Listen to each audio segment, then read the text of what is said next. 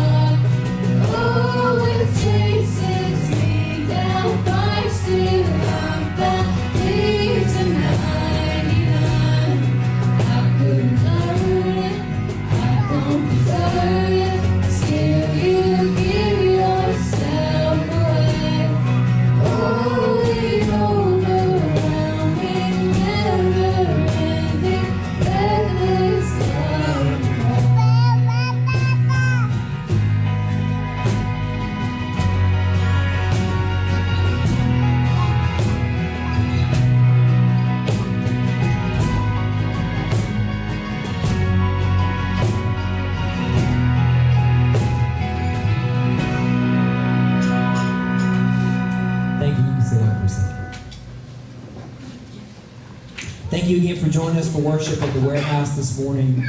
We want to remind everybody our announcements. Most of them are in your bulletin. You can catch that on the way out if you didn't grab one on the way in. Don't forget NYF tonight, and we have our nominating committee meeting. The date I want to remind everybody about is Wednesday. I think it's September the 9th. It's the Wednesday after Labor Day. We're gonna. It is September 9th. We're gonna resume our family night supper and our Wednesday night activities. Like everything else here at the church, we're going to modify it a little bit to make it safer for everybody. We're going to do 2 different groups, so just pay attention to that coming up on September the 9th. If you're interested in Family Night Supper, please make a reservation through the church office so we can keep up with that and know how many people we have coming. If you want coffee or anything during the service, feel free to go see Wayne over at the coffee stand. He'll hook you up. For your offering this morning, when you come in, the table, when you leave, it's going to be on your right. There's a bucket and a basket back there on the back table. Buckets are for local missions. We are in the process of, we did I call it a Feed the Need event several weeks ago. It was really, really well received. Our plan as a church is we're going to start doing that at least once a quarter to feed our community. The next one's set for sometime in September. We'll get the date in the bulletin. But that money in those buckets, we're paid for it from the bucket money. So it is being used in our local community. Your offering to the church or your tithe can either go in the basket or you can give through Venmo. The address is on the slide there. But if you do online giving through Venmo, you can just do a search for Camille United Methodist Church and you'll find it. So if we don't have any more announcements this morning, we're going to do one more song and then we'll have our message. Hey, Jed.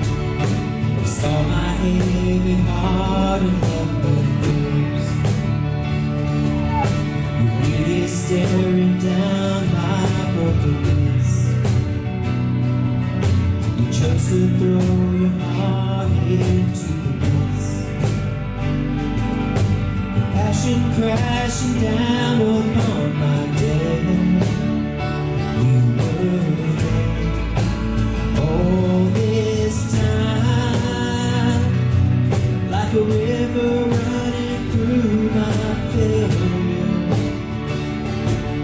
You carried me all this time, like the splinters buried in your shoulders.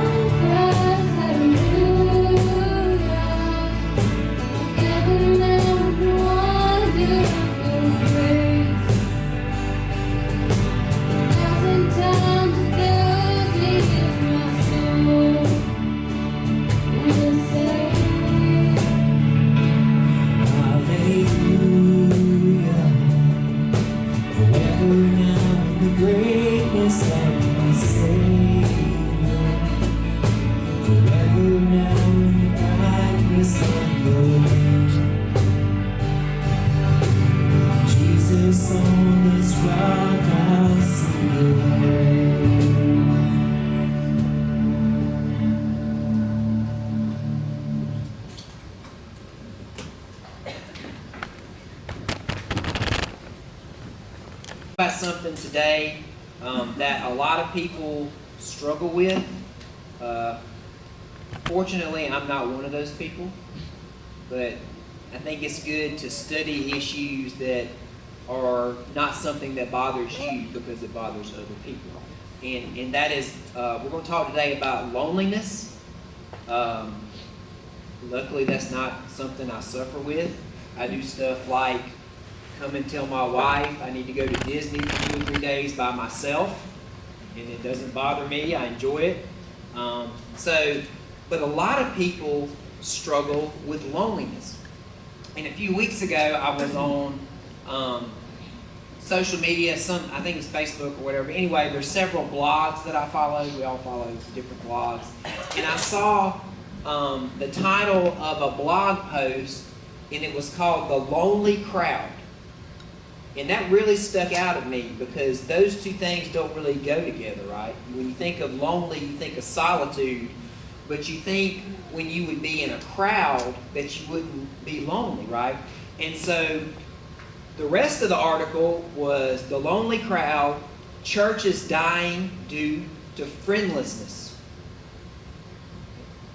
Mark that word. Not friendliness, friendlessness. Because, as I was reading this article, I was thinking that, I consider most churches are probably friendly. I would hope that our church is friendly. So why are churches who are friendly dying because of friendlessness? So it was an interesting concept. We live in a world where people have thousands of Facebook friends, right? And don't really have friends. How many people have Facebook friends who you don't really even know who they are, right? You're not close to them.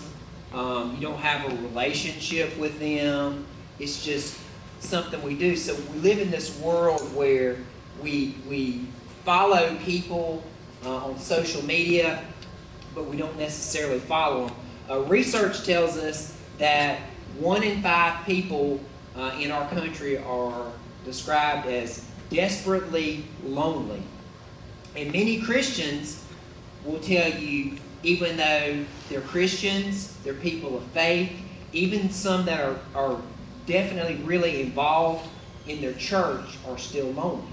And we're going to talk today about how there is a big difference between being in a friendly church and being in a befriending church. So think about those two things. One of the things I like to look at on any topic I preach on, and all people that speak in churches are different. Some, follow what's called, we have this thing called the lectionary, big fancy word, but basically the lectionary, where's David? He always follows the lectionary. They put out 3 or 4 different passages every Sunday that they suggest that you preach from. So generally, when David's up here, he's preaching from the lectionary.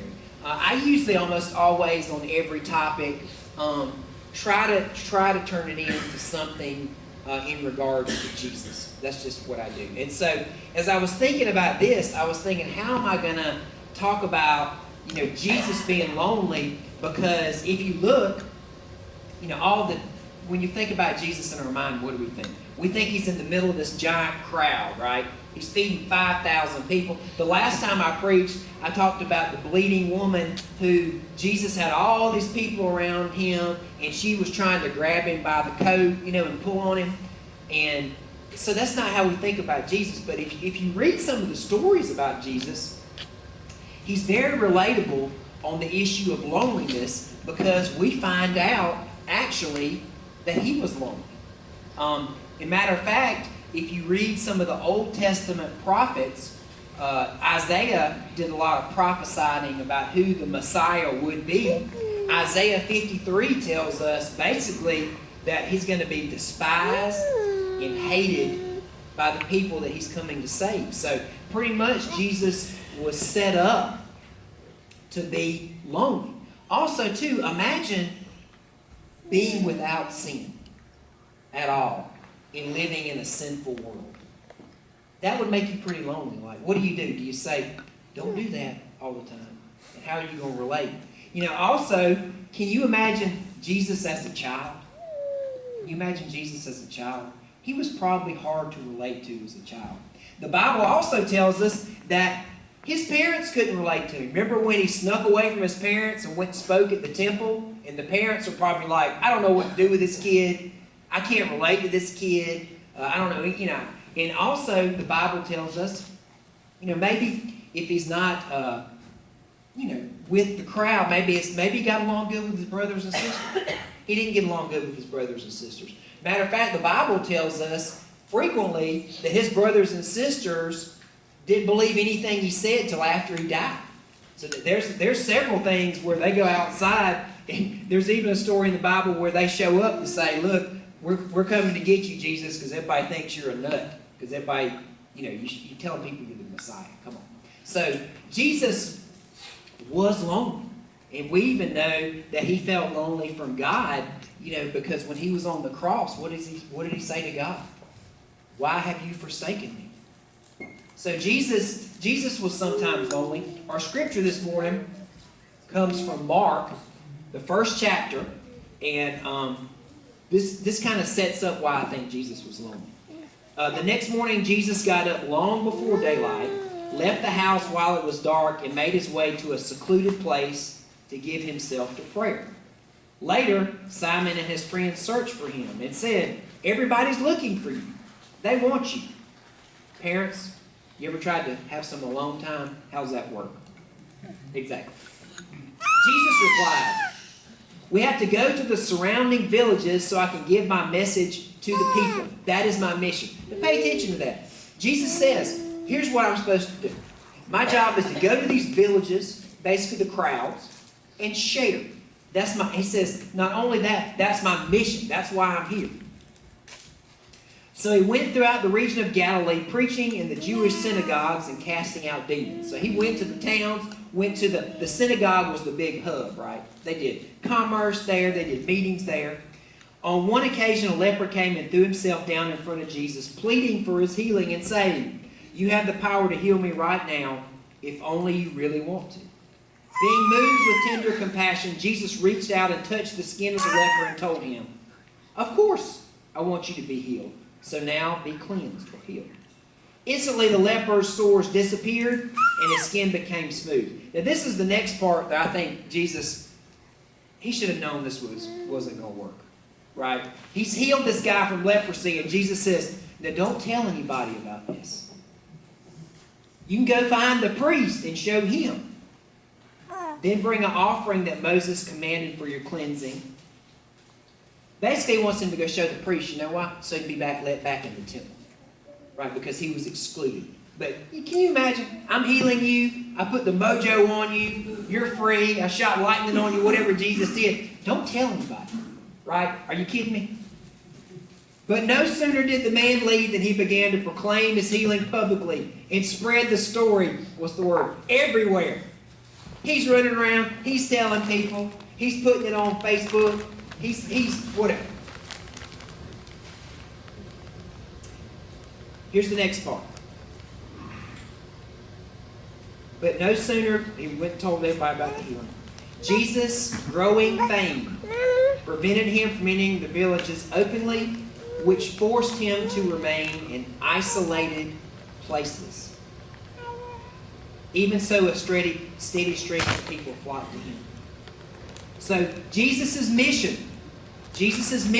was to go to the crowds, and because we're in Mark chapter 1, he made it one chapter. He made it one chapter, and because he healed this guy, he went and told everybody. Jesus now, it says, when he goes to these places, he has to hide. He has to be, he can't be around the crowds. He has to be lonely. Occasionally somebody will come to him, but he's lonely. So the question is, how can we be lonely in a crowd? How can we be lonely in a church? We spend all these times and meetings. We have all these meetings at a church. We talk about missions. We talk about programs. We talk about buildings. We talk about raising money. We talk about everything. But do we talk about friendship? Have we talked about that at a church meeting?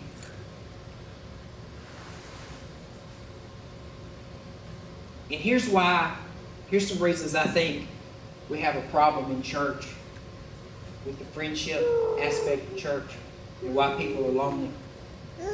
Number one, I call it the holy huddle syndrome. The holy huddle syndrome.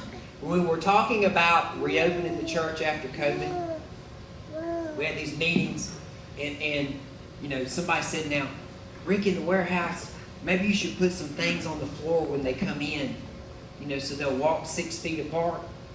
And I said, that's great, but as soon as they get in, what are they going to do? Right? That's what they're going to do. We're going to group up. And that's what happens sometimes at our churches. If you think about it, you think about a person walking in the church for the first time, and what do you see? You see all these groups. The holy huddle, what I call it. Now, some people have the personality to do this. I don't have the personality to do this. Who's going to go jump in the middle of the huddle? That's tough, right? The second thing is what I call the stand and greet satisfier. Now, we used to do a meet and greet in the church, right? Can't do it because of COVID, I understand. And I've been to some churches. When I was running for office the first time, I went to all these different churches. And there are some churches that would say, the pastor's up there, I see a visitor out here. Stand up and tell us, tell us what's going on with your brother Rick. We think in a church, if we have a meet and greet time, we've done our job, right? Because what do I say? Oh, we're going to meet some people. If you see somebody new, run out and shake their hand. So we think if we've got a part in our church where we do a little meet and greet, we've satisfied the loneliness. The other one I have is the I know reality. The I know reality is this. One time, when I was campaigning, I went to a church. I've been invited to this church. I said, now you come at about 10 o'clock. I'm going to introduce you around. When I got to the church, true story, I could not find the door. I could not find the door. I went around. I saw a few things that looked like a door. It wasn't a door. I found a thing that was a door. It was locked. So I had to text this person and say, I'm sitting in the parking lot. I can't find your door. Now, we take it for granted. When we come to a church over and over, we know where the door is. We know where the social hall is. We know where the Sunday school rooms are. We know where the nursery is. And we take it for granted that some people may not know these things. The fourth one I have is called the insider language mystery. Now, we do announcements at the service, and we say sometimes, MYF is tonight at 5. If you're not from here, you probably don't know what MYF means. Guess what? Tonight we have a meeting of the SPR committee. We do communion in here. We used to do it where you come up and dip it in the cup. You know what that's called? Communion by intention. Okay? Who knows what that means? I never know what that means. We used to say that in here. Today we're doing communion by intention. Have a nice day. Everybody's like, I don't even know what that means. So we use these buzzwords sometime in our churches, and we take it for granted that people don't know what the buzzwords mean. The 6+1 dilemma. The 6+1 dilemma to me is this. It means that 6 days a week, we don't worry about people being welcomed in the church. But as long as we're here on church day and do it, we're fine. Right? As long as the guest comes in and we go to him and we say, welcome, go see Wayne for the coffee bar, we're fine. But when the other 6 days of the week, we don't really worry about it. I added the last one. I was in Albany one day. I had a doctor's appointment. I added this one. I call it the invite and run. The invite and run is you're at Walmart. I did this week. I feel so bad. I saw this person who hadn't been to church in a while, and I saw him at Winn-Dixie or IGA or something. We really miss you at church. Please join us. Right? That's the invite and run. This week I was at I ran by Books A Million, and they have a little coffee bar there. And there was this elderly lady who was sitting there, and there was the barista behind the coffee bar. And I just happened to eavesdrop on the conversation. And, she was saying, I've been very lonely during COVID. And he said, well, you need to come to my church. And I said, okay, here we go. And he said, you really need to come to my church. I go to, the Point, so-and-so. And then he said, while you're here, can I come pray with you? And this guy got out from behind the cappuccino machine and went and prayed with this woman. Now, what's more meaningful to this woman? Think about it. Come see me Sunday to a church that you don't know what the signage is, and we may group up, or pray with me. Really, really struck me. One thing I've learned is it's not just the church. It's not just the church. We live in a society that's kind of set up not to have close relationships, right? We're busy. We do social media instead of communicate. I love, we used to have, before Max went to college, all these boys would show up at the house. And I'd come in some afternoons and they'd be quiet, and I'd say, thank God all these kids aren't here. And I'd come in, and there'd be like 10 kids sitting in a circle all texting each other. So we're kind of set up for it. And the reason I think we have issues in church, and there's just a few of them. Then I am going to end with some ideas I think to help fix this. Somebody's going to put you on it now. Number one, church people aren't good listeners. Now, let me preface that. A lot of people listen but don't really hear. Right? A lot of people listen and they don't really hear. You ever come up to somebody, and I'm guilty of all these things, is, how are you doing today? What's going on with you? And then they talk and you don't really listen. Right? My job, my job is to walk up to Lucy this morning and see how you're doing. And when Lucy's saying, man, I've had a rough week, your mind's going, okay, I got to go to IGA after church. I got to get potatoes. I think I left the oven on. So we're not good listeners. We're not good listeners. It's called active listening. When I speak, I love to have active listeners in the audience. My favorite active listener, God, I had to give her the big head, is Katie Jo. Because, there's some people who are active listeners. So we need to do a better job in our churches of being active listeners. That guy was talking to that woman, and he was just being nice. And I thought he was just being nice. He was listening to her. And she was saying stuff like, I'm struggling because I can't see my family. And I'm struggling because I have a heart condition and I'm scared of COVID. And again, I was eavesdropping. When he prayed, he mentioned all this. Lord, help her reach out to her family. Help her get over her fear. And so we've got to be more active listeners in our churches and as Christians. When we're doing the work of Jesus, we have to be more like him. And he listened. He listened. Many times look and see when he encountered people. And then when he would talk to them at the end, he would say, I've healed you, but you already told me, you've had several husbands, so, do better. Or you've already told me that you're a tax collector, so I want you to change. So be an active listener. The second thing, and this is the hardest one. People don't feel welcome sometimes and comfortable and feel like making friends with people in our church because we're not vulnerable enough. We're not vulnerable enough. Who that's messed up in life wants to be friends with somebody that's got it all together? I don't. How do you relate to somebody when they got everything going for them? There's a Christian band called Casting Crowns. They had this song a while back called Stained Glass Masquerade. Y'all know this song?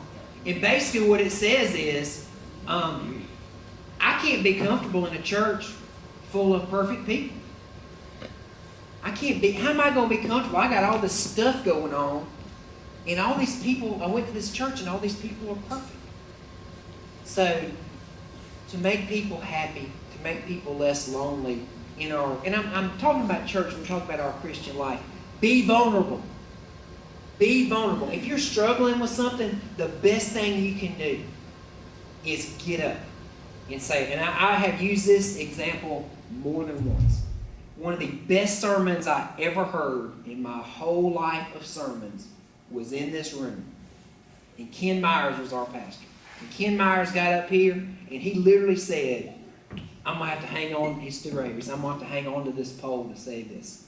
And he talked about his divorce. That's one of the most powerful things I've ever seen from a pulpit or a stage. And after that, guess what? If you were struggling with something in a relationship, he was immediately relatable. So be more vulnerable. Do things that make you more relatable. The third one is we've all got to be less busy. We've all got to be less busy. Because what we do in life is we run through life, and many times you learn that people reach out to you and you're so busy you miss it. You're so busy you miss it. My kids have done this to me. I say, Max, why are we doing this English paper at 10 o'clock when it's due in the morning? Well, Dad, I told you 5 days ago I had the English paper. Why are you just on me about this now? So we're so busy, we're so busy with our own stuff.